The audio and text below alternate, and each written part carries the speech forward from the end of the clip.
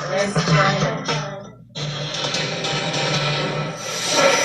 has learned that President Trump and his team are working to discredit Michael Cohen as a liar and a non-credible witness after Cohen's bombshell guilty plea that implicates President Trump in coordinating and directing hush money payments to two women that say they had affairs with Mr. Trump. Joining us now is Matt Schlapp. He's the chairman of the American Conservative Union and former political director for George W. Bush. Good morning, Matt. Good morning, Allison. So can you just share with us your reaction yesterday when you heard that Michael Cohen had pleaded guilty to paying these two women, and that he did so at the direction of Donald Trump to influence the 2016 presidential election? Yeah, I'd come in from out of town and was watching the news first break out on Twitter, and then was able to get to a television set. And there's no question it was a news-filled and a fairly shocking day. Does it affect your support of Donald Trump? The fact that Michael Cohen pled to these charges, not at all. I think Michael Cohen is someone who, like Paul Manafort, who had an elaborate scheme to not pay their taxes and committed a lot of financial crimes. And in Cohen's case, because they had him over a barrel, because they had all these crimes that they could prosecute him for, they got him to sign a plea that was not negotiated. It was take it or leave it. And he signed it to save his own hide and to try to get a reduced sentence. It happens in America all the time. So just to be clear, Matt, you don't believe that President Trump directed him to make those payments to those two women and that it was to influence the presidential race? Well, all I can tell you is Cohen taped off, or at least a lot of his conversations with the president. So, if Cohen has some kind of proof that happened, we'll see it. Well, I don't believe that proof exists. I think what happened is, if I could answer the question. Go ahead. I believe that what happened is Michael Cohen pled to charges that are actually not crimes, according to the FEC, but that are an attempt to try to do anything to connect Cohen's wrongdoing to potential wrongdoing with Trump. And I think Matt, let me just challenge you on a couple of things. I mean, obviously, campaign finance, there are campaign finance laws, and you're not allowed to make payments in order to mislead the American voter into voting for you. Number one. Number two, just so you say that there's no evidence. I want to respond when you're done. Okay, I would like you to. Just when you say there's no evidence, Michael Cohen testified under oath.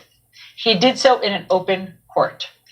There are wire transfers, according to prosecutors, that show from the Trump organization the money going to Michael Cohen and that money going to a porn star and a Playboy model. Right. There are the stories of the two women who say that they had affairs with Mr. Trump. You don't believe any of that. What I'm answering your question on is I don't believe that the transactions associated with these two people are FEC crimes. And I believe that Michael Cohen pled guilty to actions that are called crimes in the plea deal that aren't in fact crimes. Allison, can you name any other person in this country who has been convicted of trying to squelch a story in the National Enquirer? Name the name. This is a lot of, what I think you're doing is a lot of sort of fancy rhetorical footwork. No, I'm answering your question. Well, my question to you was, does it at all affect your support of Donald Trump, knowing all of these things? I knew the fact that Donald Trump had an extravagant lifestyle. And may have had affairs with these two women that he paid off in hush money? You know, I grew up outside of New York City for a number of years. I read all about Donald Trump. Nobody in my party or nobody of the folks that made up the Trump coalition were naive to the fact of the life that he had. So you were okay with those things? I never said I was okay with those things. Look, you support him, okay? So at some point we have to connect the dots. You support him strongly. Allison, so at some point we have to connect the dots. I would like a minute here. He's an unindicted co-conspirator now in these campaign finance law. I'll answer all your questions, but let me just have a minute here. I'd like this interview to be along the same tone as Elizabeth Warren just had. Ask your questions and let me answer them. I'd like that, Matt, but you have to answer my questions and not redirect. I get to do whatever I want. I have a First Amendment right. I have a First Amendment right to answer. I will answer any question you pose to me. Let me just simply say, if you're going to turn all of this into a morals case against Donald Trump, when the reason for the special counsel was to determine whether or not there was collusion with Putin's government, I think that is the ultimate redirect, and I think it bastardizes the very reason for this Fine. investigation. I'm actually asking you about legal questions and how you feel knowing now that Michael Cohen has testified under oath that President Trump directed this. That This Donald is not Trump a crime. directed it. It's not a crime. It's not a crime. It is You a might not campaign like it, Allison, but finance law violation. It is not. Name a person in this country who has been prosecuted for this alleged crime that you say occurred. Name the name. Michael Cohen. Michael Cohen was not prosecuted. He pled guilty. You know, it's a plea deal, Allison. It's much different from a conviction in You're court really that splitting was hairs. upheld. But let's move on. It's not a crime. Okay, let's move on.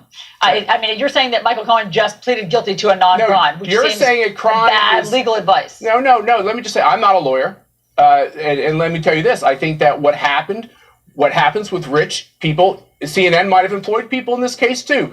People who are famous, people who are rich, face bad stories, and they take steps to try to squelch and they those rarely stories plead guilty all the to time. those fake Nobody stories. has pled guilty except Michael Cohen because they had him dead to rights. All right, and the fact listen. that, let me answer. I want to answer your question because John Berman is pointing out that. Hold on, let me. I have your answer. I have your answer. You yes, don't. I do. Former GOP political operative Tyler Harper served 2 years in federal prison after pleading guilty in 2015 to setting up a super PAC to funnel money to a political campaign he was managing and lying about it to the FBI. That's a totally different story. He wasn't squelching a story that could harm his reputation, which you are allowed to do in America. What John is referring to in that is the misuse of campaign dollars that you told donors you would spend for one reason and you spend for another reason. We're not talking about any of that in this case. I want to move on because, listen, Michael Cohen pleaded guilty to a crime, but I want to move on because I have other questions for you. The crime is tax evasion, just so we're clear. What they have him dead to rights on is he ran a business he also and avoided guilty to making these payments. Which are not crimes. Okay. Well, then he got some lousy legal advice for pleading guilty he's staying out of something prison. that could bring him. He did what was in his self-interest. You don't know that, Matt. He's actually looking at 4 years in prison. Allison, he hasn't been sentenced yet. He's going to get a reduced crime because he turned on Donald Trump, and that's a fact. And he might go to prison. For a shorter time. Matt, your wife, Mercedes, obviously works in